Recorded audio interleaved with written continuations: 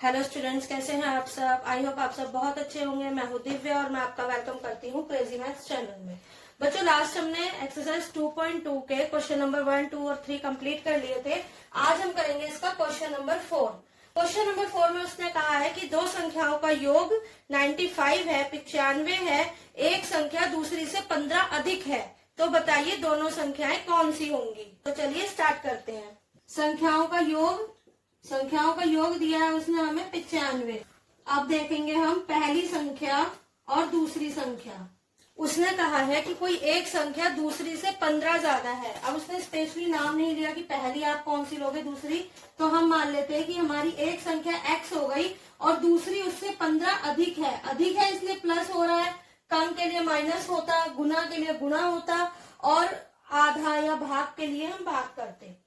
तो यहाँ उसने अधिक बोला है इसलिए हम 15 करेंगे, क्योंकि इन दोनों संख्याओं का योग 95 है। तो वही अब हम यहाँ पर इक्वेशन बनाएंगे।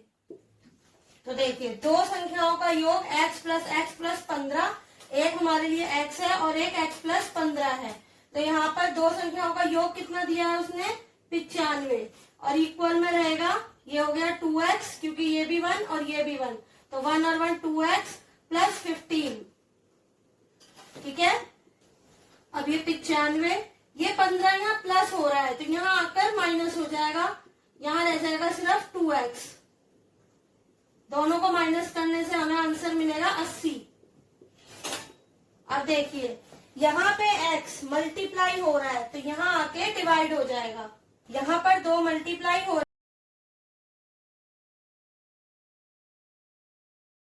रहा था, यहाँ आके भाग हो गया।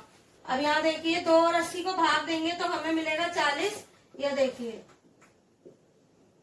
2 चौक 8 और ये 0 इधर आ जाएगा तो हमें मिल गया 40। क्योंकि दोनों प्लस है इसलिए माइनस का निशान नहीं आएगा। x क्या था हमारा, पहली संख्या, तो हमारी पहली संख्या आ गई 40। पहली संख्या x है जो कि 40 आ गई। दूसरी संख्या है x प्लस 15। ये देखिए, दूसरी संख्या है x प्लस 15, यानी 40 जमा 15, तो 40 जमा 15 हो गए हमारे 55। तो ये आ गई हमारी पहली संख्या 40 और दूसरी संख्या 55। ये हमारा क्वेश्चन नंबर 4 कंप्लीट हो गया है। अब हम इसका नेक्स्ट क्वेश्चन करेंगे। क्वेश्चन नंबर 5 में उसने हमसे कहा है कि दो संख्याओं का अनुपात है 5:3 और उनका जो अंतर है वो 18 है, तो बताइए वो दो संख्याएं कौन सी होंगी। सबसे पहले उसने हमें अनुपात दिया है 5:3, तो हम लिखेंगे दो संख्याओं का अनुपात। अनुपात का मतलब क्या है, अनुपात का मतलब है ये हमारी एग्जैक्ट वैल्यू नहीं है, ये उसने उसे काटा होगा या डिवाइड किया होगा, उसके बाद जो भी बचा होगा फ्रैक्शन वो लिखा है। तो फ्रैक्शन है ये, इसीलिए इसके संग हम x को लिखकर एक संख्या बनाते हैं। तो हमारे लिए पहली संख्या हो जाएगी 5x और दूसरी संख्या हो जाएगी 3x, और दोनों संख्याओं का अंतर दिया हुआ है हमें 18, यानी कि इन दोनों का अंतर, अंतर का मतलब है घटाना, तो इन दोनों को घटाने से हमें 18 मिलेगा। और जब हम उस इक्वेशन को सॉल्व करेंगे तो हमें यहाँ पर x की वैल्यू मिल जाएगी। हमारी इक्वेशन क्या बनेगी, दो संख्याओं का अंतर कितना दिया है उसने हमें, 5x और 3x, तो हम इन दोनों को माइनस कर देंगे। अब दो संख्याओं का अंतर दिया हुआ है उसने हमें 18, बराबर में 5 और 3 को जब हम घटाएंगे तो हमें मिलेगा 2x। अब क्योंकि ये नंबर ना मल्टीप्लाई हो रहा है इसलिए वो इस साइड आके डिवाइड हो जाएगा, तो हमारी x की वैल्यू आ गई। 2 को जब हम डिवाइड करेंगे तो 2 के टेबल में 18 आता है 9 पर, तो x की वैल्यू आ गई 9। ठीक है। अब हम निकालेंगे इसकी पहली संख्या। अभी सिर्फ x की वैल्यू 9 आई है, लेकिन हमारी जो पहली संख्या है वो है 5x। पहली संख्या है हमारी 5x, यानी कि 5 को x से गुणा करेंगे तो x कितना निकला है हमारा 9, तो हमारा आंसर आ गया 5 9 45, 45। तो हमारी पहली संख्या आ गई 45। इसी तरह निकालेंगे हम इसकी दूसरी संख्या।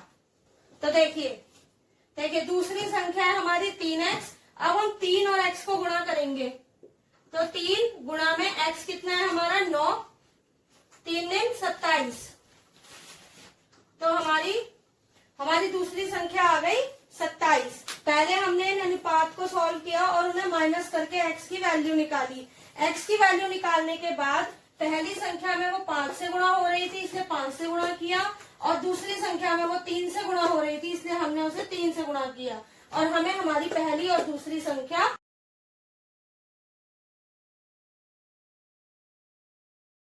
मिल गई। अब हम करेंगे इसका क्वेश्चन नंबर 6।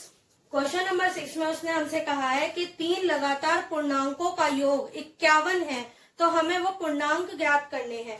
सबसे पहले देखिए लगातार पूर्णांक का क्या मतलब है, एक के बाद एक आना। जैसे पहले हम इसके लिए छोटा सा एग्जाम्पल देखते हैं। ये देखिए जैसे हमारे 3 पूर्णांक मान लीजिए 2, 3 और 4 है। अब ये देखिए 2 है, दूसरा क्या हुआ 2 + 1, ठीक है, यानी के 3 आ गया। अब तीसरा क्या हुआ 2 + 2, यानी के पहला पूर्णांक हमारा नॉर्मल है, उसके बाद उसमें हमने एक ऐड किया, फिर उसमें 2 ऐड किया। जितने पूर्णांक वो हमसे कहेगा उतने ही नंबर उसमें हम ऐड करते जाएंगे। यहाँ उसने हमसे 3 ही कहा है, तो एक बार 1 जोड़ा, एक बार 2 जोड़ा। अगर वो 4 कहता तो अगली संख्या में हम 3 जोड़ते। मेरे कहने का ये मतलब है कि जो भी पूर्णांक के लिए हम वैल्यू एज्यूम करेंगे, मानेंगे x, उसमें हम आगे के लिए +1 +2 +3 इस तरह से जोड़ते जाएंगे। या देखिए जैसे हमने ये लिखा 2 + 1, जो भी इसका आंसर आएगा यानी 3, उसमें हम +1 कर देंगे।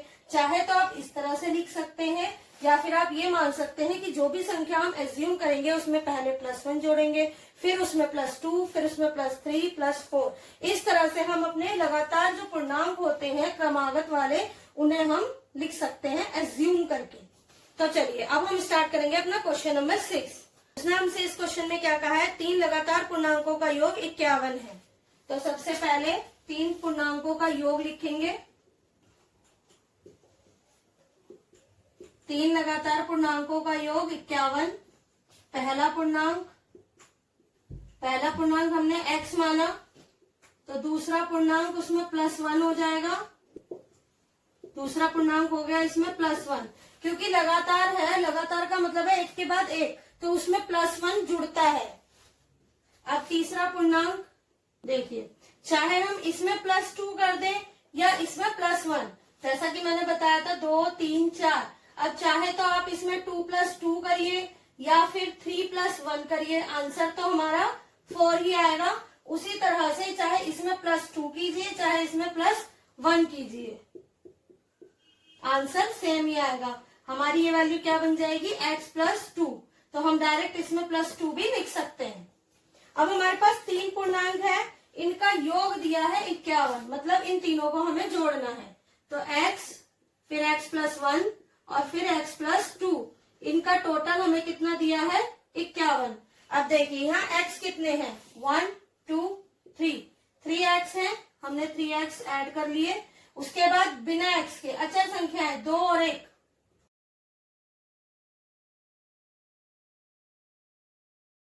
3 बराबर 51। अब इसमें चाहे तो आप 3 को कॉमन लेके उधर भाग कर दीजिए या फिर एक एक करके ले जाइए। अब हम ये +3 हो रहा है, इसे इधर ले जाके माइनस करेंगे। 51 में से 3 गए तो हमें मिला 48। 3 जो यहाँ पर प्लस हो रहा था लेफ्ट साइड में, जब हम उसे राइट साइड लेके गए तो वो माइनस हो गया। 51 और 3 को माइनस करने से हमें 48 मिला। अब यहाँ पर 3 मल्टीप्लाई हो रहा है तो यहाँ जाके डिवाइड हो जाएगा, तो हमें यहाँ से हमारी x की वैल्यू मिल जाएगी। 3 और 48 को जब हम डिवाइड करेंगे तो देखिए 3 एकम 3, 3 छीक 18, तो हमारा आंसर क्या आ गया 16। लास्ट क्लासेस में विभाज्यता की जांच की होगी, जिसमें हम ये देखते हैं कि 2 से संख्या भाग होगी या नहीं होगी, 3 से, 7 से, 8 से, 10 से, 11 से। तो यहाँ पर अगर हम ये भी देखना चाहें तो देखिए 8 और 4 12। 3 की विभाज्यता की जांच क्या होती है कि जब हम जितने भी हमारे अंक हैं उन्हें जोड़ने पर 3 से भाग होने वाला नंबर मिले तो इसका मतलब वो 3 से भाग हो जाएगा। तो इसमें यही देखिए 8 और 4 12, हमें पता है ये 3 से पूरा पूरा भाग हो जाएगा, तो 16 आ गया। हमारा पहला पूर्णांक x की वैल्यू 16 आ गई और हमारा पहला पूर्णांक आ गया 16। जब इसमें हम +1 करेंगे तो हमें 17 मिलेगा और जब हम इसमें +2 करेंगे तो हमें 18 मिलेगा। यानी हमारे 3 पूर्णांक आ गए 16, 17 और 18। तो हमारे 3 पूर्णांक आ गए 16, 17 और 18। तो हमने एक्सरसाइज 2.2 के क्वेश्चन नंबर 4, 5, 6 कंप्लीट कर लिए हैं। आगे के क्वेश्चन हम इसकी नेक्स्ट क्लास में करेंगे। अगर आपको इन क्वेश्चंस में कोई प्रॉब्लम है तो आप मुझे कमेंट सेक्शन में कमेंट कर सकते हैं। और अगर आपको मेरी वीडियो अच्छी लगी हो तो प्लीज लाइक, शेयर और सब्सक्राइब जरूर करें। Till then, bye bye.